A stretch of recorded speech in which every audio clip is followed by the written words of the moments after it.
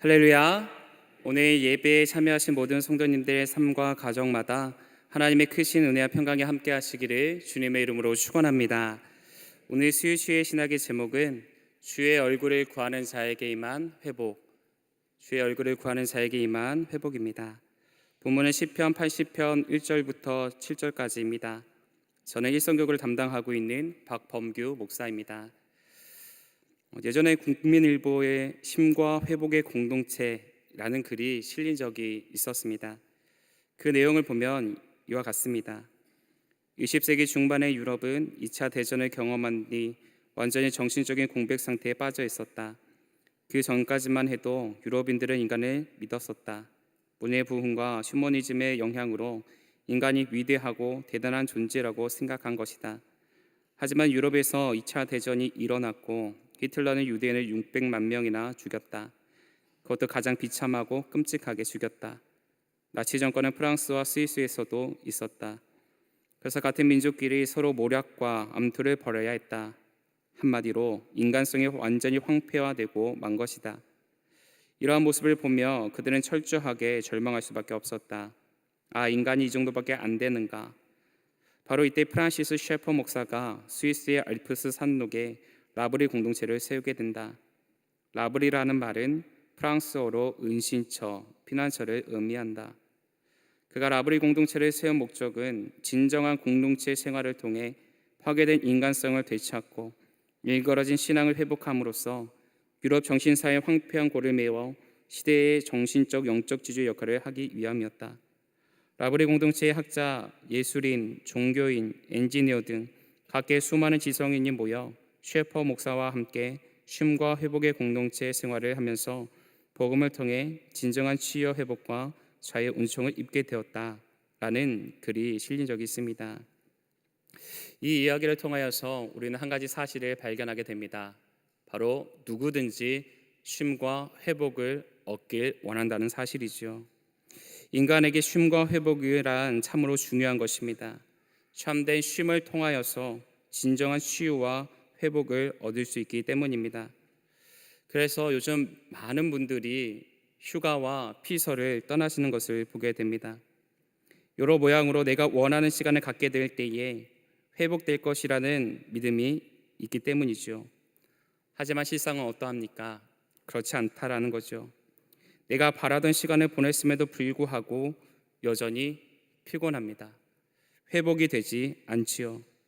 왜냐하면 일반적으로 생각하는 휴가와 피서는 육체의 육체적인 피로를 더는 것일 뿐 심령의 근심을 덜지 못하기 때문입니다. 고린도후서 7장 10절에서는 하나님의 뜻대로 하는 근심은 후회할 것이 없는 구원에 이르게 하는 회개를 이루는 것이요 세상 근심은 사망을 이루는 것이니라라고 말씀하고 있습니다.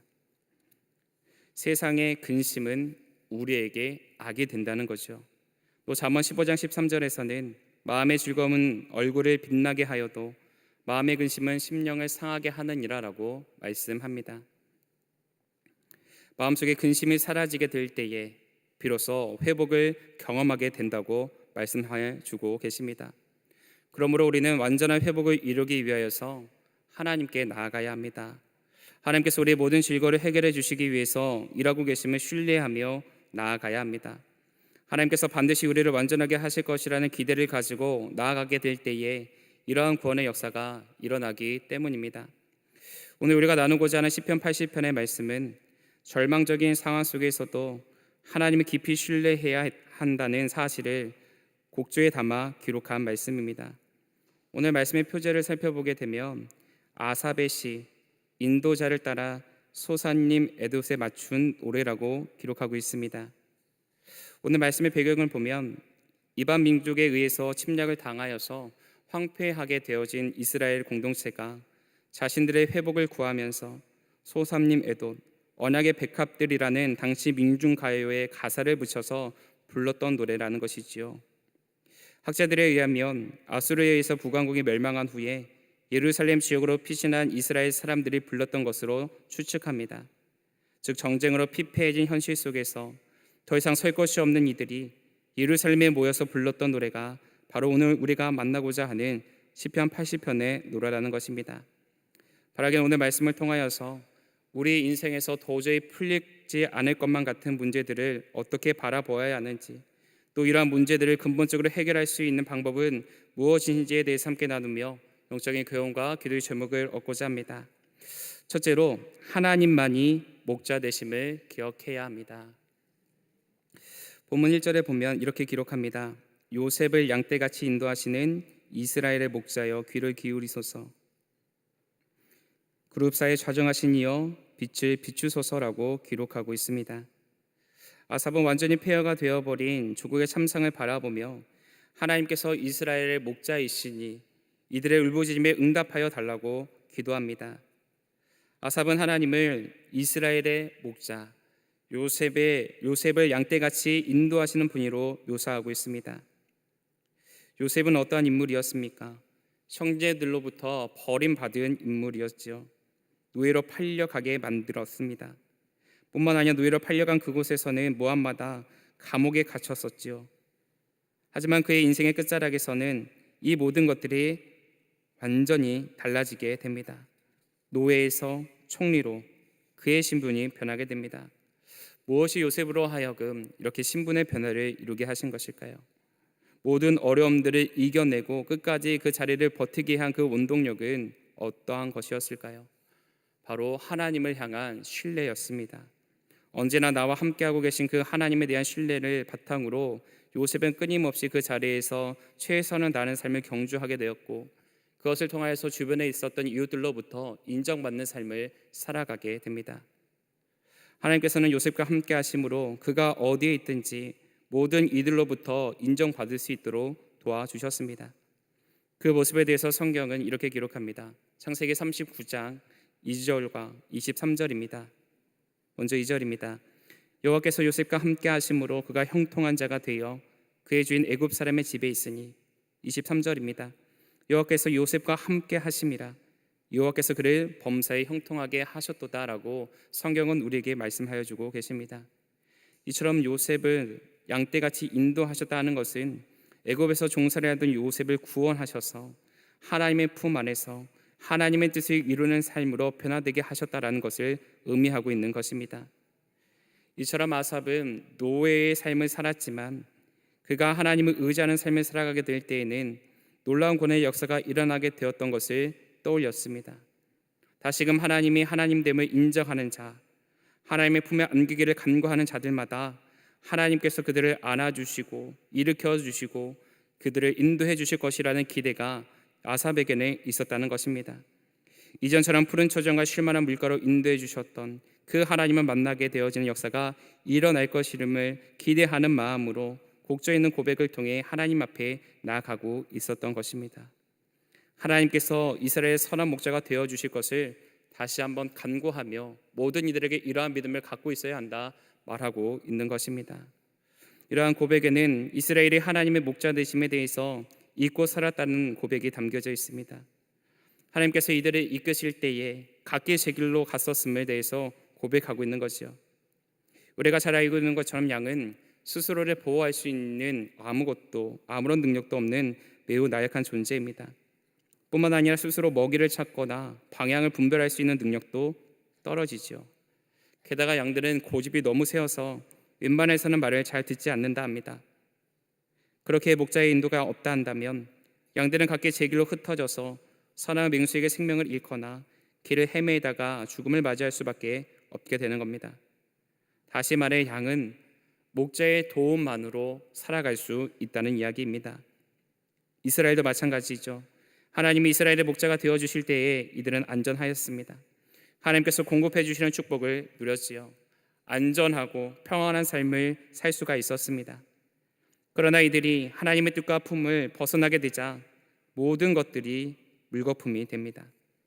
그래서 하나님께서 선택하신 방법이 이방 나라들을 들어서 이스라엘을 징계하는 것이었습니다. 이스라엘이 가지고 있는 교만함을 꺾으시고자 환난 날을 만드신 거죠. 그리고 큰 위기 앞에서 이들이 가지고 있었던 이 잘못과 오만함에 대해서 꺾어 주신 것입니다. 사랑하는 여러분, 우리가 회복되기 위해서 가장 먼저 필요한 것은 하나님과의 관계를 회복하는 일입니다. 하나님이 우리의 목자가 되어 주실 때에 우리는 비로소 회복과 치유를 경험할 수 있기 때문이죠.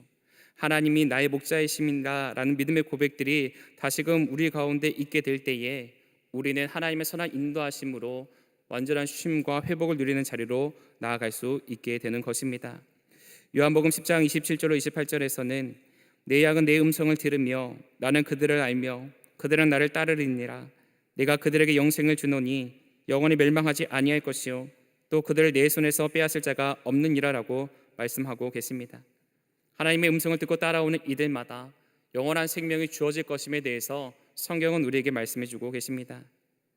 문제는 우리의 삶의 자리에서 하나님이 나의 목자이심을 인정하는가 하는 것입니다. 하나님께서 내게 명령하실 때에 그 명령 앞에서 순종하는 삶을 살아가고 있는가 하는 것입니다. 우리의 삶을 돌아보면 이러한 하나님의 음성이 들릴 때에 그렇게 하지 못할 때가 얼마나 많이 있었는지 새삼 깨닫게 됩니다. 하나님께서 우리에게 주실 푸른 초장과 쉴만한 물가에 대한 확신이 없기 때문에 하나님의 부르심과 보내심 앞에 만족하지 못하는 거죠. 그래서 우리가 하는 선택은 내 힘으로 푸른 초장을 찾아 나서는 일입니다. 그러다가 길을 헤매게 되죠. 충분히 먹고 마셔도 남을 물가를 찾아 이리저리 기웃거립니다. 그러다 사나운 맹수를 만나게 됩니다. 생명의 위협을 받게 되죠. 물가에 독초가 뿌려내려 있는지도 모르고 물을 마셨다가 배탈이 날 수도 있습니다.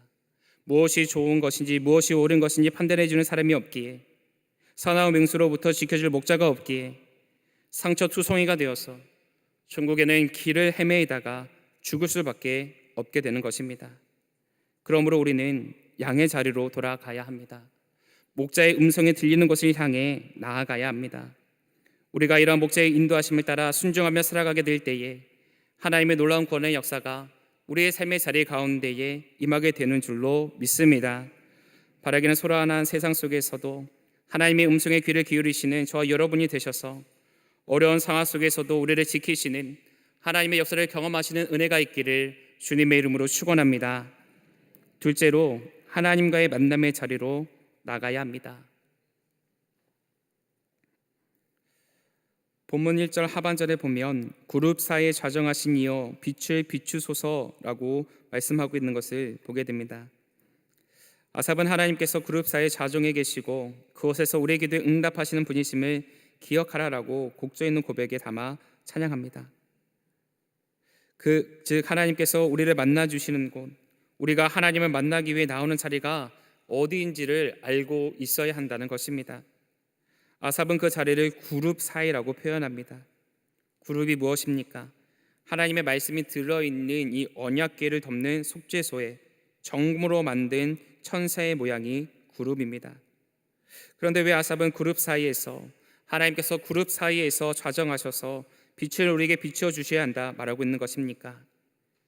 그것은 바로 거룩하신 하나님을 만나기 위해서는 하나님께서 우리를 만나 주신다 약속하신 그 자리를 찾아가야 한다라는 사실에 대해서 알려주시기 위함입니다. 하나님께서 임재하여 주시는 곳에 나아가야 하지만 하나님을 만날 수 있기 때문입니다. 다르게 말한다면 하나님께서 만나 주신다고 말씀하신 자리에 있지 아니한다면 하나님을 만날 수 없다는 이야기입니다. 우리가 잘 알고 있는 것처럼 태초에 하나님께서 동방의 에덴을 창설하십니다. 사람들을 거기에 두시지요. 생육하고 번성하여 땅에 충만하라 명령하십니다. 땅을 정격하고 땅의 소산물들을 마음껏 누리며 살아가라고 축복해 주셨습니다. 그런데 인간의 교만함은 이 모든 축복들을 빼앗아 버리게 만듭니다. 하나님과 동등됨을 취하려고 힘쓴 결과 결국 에덴에서 내침을 당하게 됩니다. 언제나 어디서나 하나님을 찾을 수 있던 특권을 누렸던 신분에서 더 이상 하나님께서 우리를 찾아와 주지 않으시면 결코 만날 수 없게 되어지는 자리로 떨어지게 됩니다. 하나님은 거룩하시고 정결한 분이시기 때문에 죄악에 물든 우리는 하나님을 만날 수 없게 된 것입니다. 그럼에도 불구하고 하나님께서는 우리가 하나님을 만날 수 있는 기회를 열어주셨습니다. 하나님께 나아가고자 하는 이들이 하나님 앞에 나아갈 수 있도록 그 길을 열어주셨지요. 그 길이 무엇입니까? 바로 제사였습니다. 하나님께 나아가고자 하는 사람들의 죄를 대신하여서 동물들이 죽임으로 하나님께서는 우리의 죄에 대해서 묻지 아니하시고 우리를 만나 주셨습니다. 뿐만 아니라 출애굽한 이스라엘 백성들에게 성막을 지으라 말씀하시며 그 가운데에 지성소를 세움으로 하나님의 임재를 늘 경험케 되어지는 우리와 늘 함께 하시는 그 하나님을 만날 수 있는 자리를 구별하여 주셨습니다. 그리고 하나님께서 우리를 만나러 오실 때에 머무시는 곳을 지정해 주셨는데 그것이 바로 그룹 사이였던 것이죠. 출애굽기 25장 22절에서는 이렇게 기록합니다. 거기서 내가 너와 만나고 속죄소 위 곧 증거계 위에 있는 두 그룹 사이에서 내가 이스라엘 자손을 위하여 네게 명령할 모든 일을 네게 이르리라라고 말씀해주고 계십니다. 아삽은 낙담할 수밖에 없는 현실 속에서도 하나님의 말씀을 기억하며 살아갑니다. 하나님께서 이스라엘에게 하신 말씀을 떠올리며 다시 한번 하나님의 도우심을 간절히 구하며 나아갑니다. 그리고 이전 이스라엘의 지도자로 이스라엘을 목자하셨던 하나님을 다시금 뵐 수 있는 자리가 어디였는지를 떠올립니다.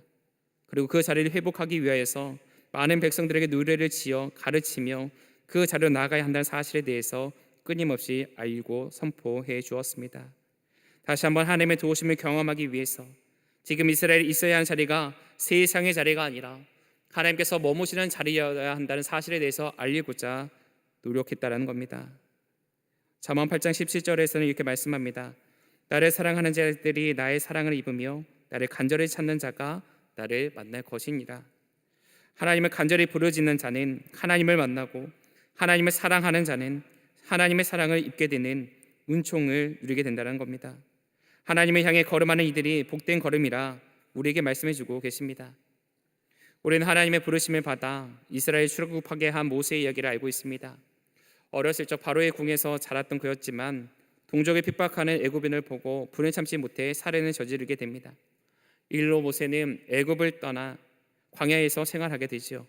도망자, 살인자로 애굽에 돌아가는 것을 포기하는 삶을 살아가게 됩니다. 그때 하나님께서 모세를 찾아와 주시죠. 불타는 떨기나무 아래에서 그들을 만나 주십니다. 그 이후 모세는 도망자의 삶에서 지도자의 삶을 살아가게 됩니다. 하나님과의 만남을 통하여서 하나님의 인도하심을 통하여서 하나님과 동행하는 능력 있는 삶을 살아가게 된 것입니다. 하나님과의 만남은 이토록 놀라운 변화를 가져옵니다.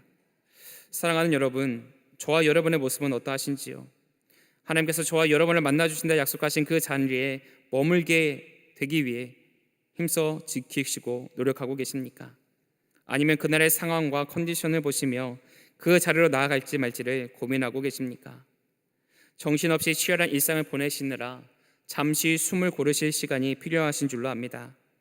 그러나 아무리 피곤하다 하더라도 사업상 중요한 미팅이 있다 한다면 그 시간을 놓치지 않을 것입니다. 아무리 정신이 없다 할지라도 꼭 가야 하는 자리는 반드시 나아가실 것입니다. 이러한 자리를 지키기 위해서 노력하는데 우리를 지으시고 우리에게 생명을 주신 그 하나님과의 만남의 시간, 이것을 우리가 포기해서는 놓쳐서는 안 된다는 이야기입니다. 하나님께서 내가 여기에 있을 것이다, 여기서 나를 찾으면 내가 만나줄 것이다 하신 그 약속의 자리에 우리가 나아가야 한다는 것입니다. 사랑하는 여러분, 우리는 하나님께서 만나주시는 자리를 향해 걸음해야 하는 줄로 믿습니다. 세상을 바라보며 어떻게 이러한 일들이 일어날 수 있는가 한숨만 짓지 마시고 그 모든 것을 회복하실 하나님을 바라볼 수 있는 자리로 나아가야 합니다. 정신없이 치열한 일상을 보내느라 잠시 숨을 고를 시간, 그 시간을 주의 성전에 머무는 시간으로 삼으셔야 합니다. 우리가 이 자리를, 하나님과의 만남의 시간을, 내 영적인 만족과 또 나를 찾아와 주신 그 하나님의 만남이 이루어지는 이 자리를 구별하여 지켜드리심을 통하여서 완전한 치유와 회복을 누리시는 우리 모두의 삶이 되시기를 주님의 이름으로 축원합니다. 끝으로 하나님은 우리의 구원자라는 믿음의 고백이 있어야 합니다. 본문 3절입니다. 하나님이여 우리를 돌이키시고 주의 얼굴빛을 비추사 우리가 구원을 얻게 하소서라고 고백하고 있습니다. 아삽은 마지막으로 우리에게 주의 얼굴을 비추어 구원을 얻게 해달라고 고백합니다. 앞에서 말씀드렸던 것처럼 지금 이스라엘 상황은 그리 좋은 상황이 아니죠. 당시 근동의 최강자인 악수르에 의해서 철저히 모든 것을 빼앗기게 된 상황이었습니다. 하나님께서 약속하신 땅이라고 생각했던 곳에서는 더 이상 기대할 것이 없는 아주 폐허가 되어져 버린 땅이 남아져 있었을 뿐이었습니다. 온갖 신상들을 질비하게 들어서 있었던 곳, 아세라 바알을 숭배하며 음란한 땡이 되어버렸던 곳, 그것이 바로 이들이 머물렀던 곳이었던 것입니다. 그러한 때에 아삽은 하나님 우리에게 찾아와 주십시오, 우리를 이 상황에서 건져 주십시오라고 찬양하고 있는 겁니다. 절망적인 상황 속에서 하나님 찬양한다고 하는 것은 당치 않는 일처럼 보여집니다. 낮에는 구름 기둥으로 밤에는 불 기둥으로 이스라엘 인도하셨던 하나님이었지만, 다윗과 솔로몬을 통해 영광의 때를 주셨던 하나님이었지만, 아수라는 대적 앞에서는 잠잠히 계신 그 하나님을 향해 도와달라고 요청하는 것은 어떻게 보면 말이 되지 않는 것처럼 보입니다. 아니지요. 아수르에 의해 철저히 짓밟히고 있는 이 상황 속에서는 하나님을 향해 도와달라고 요청하는 것보다 실제적인 도움을 줄 수 있는 것들을 찾아 따라 나아가는 것이 더 맞는 것처럼 보여집니다. 그럼에도 아삽은 현실의 문제를 바라보며 낙점하지 않습니다. 오히려 이 큰 위기 속에서 동요하지 않고 하나님만을 바라봅니다. 어떻게 그는 하나님을 향한 이러한 믿음의 고백을 가지고 나아갈 수 있었던 것일까요?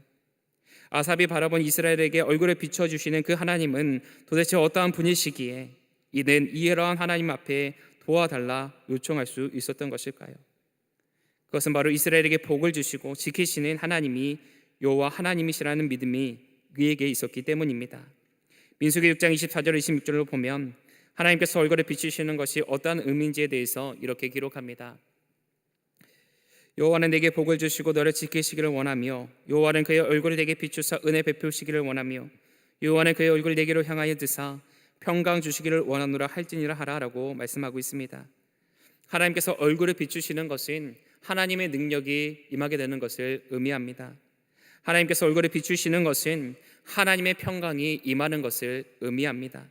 하나님께서 얼굴을 비추시는 것은 온전히 회복되게 되시는, 온전히 회복을 누리게 하신다는 것을 의미합니다. 즉 아삽은 절망 속에 있는 이스라엘을 향해 우리를 온전히 회복시킬 하나님을 기억하게 될 때에 회복이 임하게 된다는 사실을 가르치려 했던 것입니다.